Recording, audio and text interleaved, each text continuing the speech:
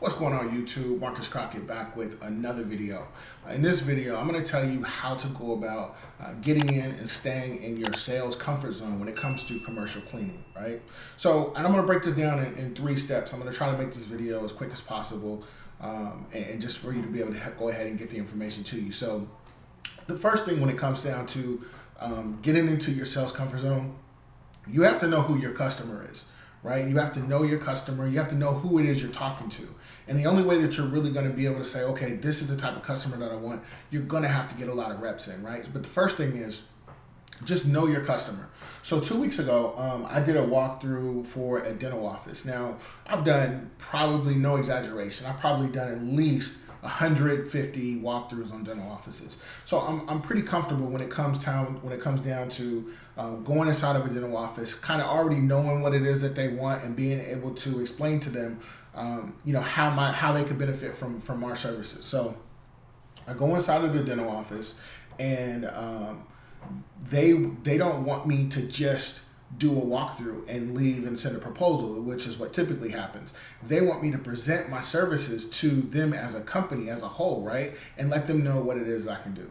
Now, if I hadn't been on so many different walkthroughs, I probably would be nervous, but it's one of those things where it's like I've done it so many times, I don't have a problem speaking in front of people, letting them know, how they can benefit from our company. So that's exactly what I was able to do. I went in there during their lunch break, everyone's eating, and I was able to engage with them. We talked back and forth. They asked me questions, I asked them questions. I let them know what it is that we could do. And and another thing that I never do is I never give the price. But being that the building was so small and their needs weren't anything outside of the ordinary, I was comfortable with just giving them, because it was going to be our minimum pricing anyways. So I just gave them the minimum price, and then I'm just letting them decide on what it is that they want to do. But knowing your customer is the first thing, right? Number 2, listen to your customer, right? So since I use dental for the first example, I'm going to just go ahead and just stay consistent. So listen to your customer.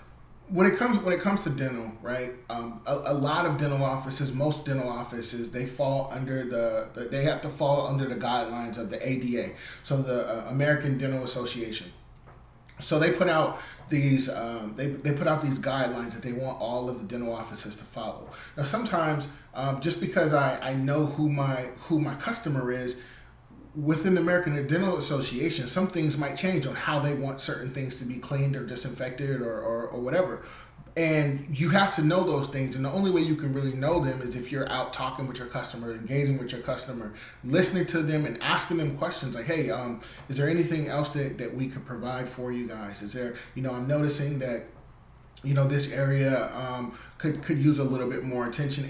And through doing that, once COVID came out and everyone's guidelines changed, I'm able to talk with our customers and then put out a blanket policy when it comes to dealing with, especially our dental and medical offices, that we're going to make sure that we sanitize, disinfect all high-touch surfaces, because at one point, like, there was a mass shortage on a lot of things, and gloves was one of those things. It was just a crazy shortage on. So we wanted to make sure that we sanitize, disinfect all high-touch areas. So that was your light switches, that was your doorknobs, your telephone receivers, your keyboard mice, anything that people were consistently touching on. That's one of the things that we had a strong emphasis on. And once I was able to tell that to all of our existing customers at the time, they were all for it. So now, like, even now, and this is something that you can use too, even when we go and we get new dental accounts, we'll always we'll piggyback off of that information and just let them know, like, these are some of the extra things that we do. A lot of other companies aren't doing this, but for us, this is one of the things that we do, right? So you got to know them and listen to them. You have to listen to your customer.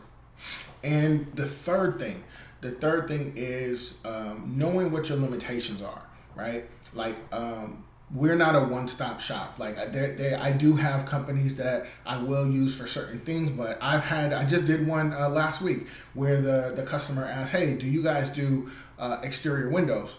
No, we don't. We don't do exterior windows.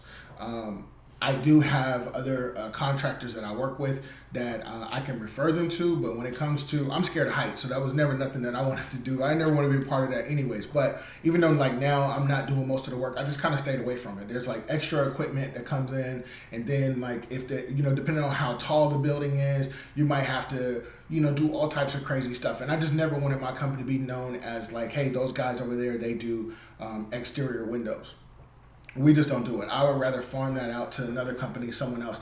And through that honesty, through just being transparent with them, you do get some respect from that. Just like, okay, well, you could have said that you guys did and just did a horrible job, but you were honest with us up front and told us, this isn't something we can do, but you can put us in contact with someone who does. Just that little bit alone might say, okay, well, we may not be able to use you as a contractor, but we have friends in this industry and we're going to pass your name over. That's happened to us plenty of times, right? There's a company who we actually start servicing today. Today is going to be our very first day servicing this company, and he's already told us, like, based on our back and forth exchanges and engagement with each other, he's like, hey, I have a really good feeling about you and your company. We're getting ready to open another office and it's like in South Seattle. They're getting ready to open another office. Like, we want you. We're not going to ask no one else. We haven't done a single day's worth of service, right? And this just all comes from communication, being honest, letting people know our limitations, listening to them, and knowing who we're doing business with, right? So really, man, that's it. Like, that's how you get inside of your sales comfort zone, right? You don't do anything outside of the things that you're already comfortable doing in terms of doing business with the type of people that you want to do business with. Now, when it comes to marketing, getting outside of your comfort zone, that's completely different. You may have to go do that in order for you to be able to get consistent leads, right? But guys, I just want to hop on here really quick, drop that information. Hopefully it helps. Hopefully you gained something from it. If you did, go ahead and like the video. But like I said, I'm always dropping jewels, but the only way to be in position to pick them up is you have to like, comment, and subscribe. Once again, my name is Marcus Crockett. I'll catch you in the next one. Peace.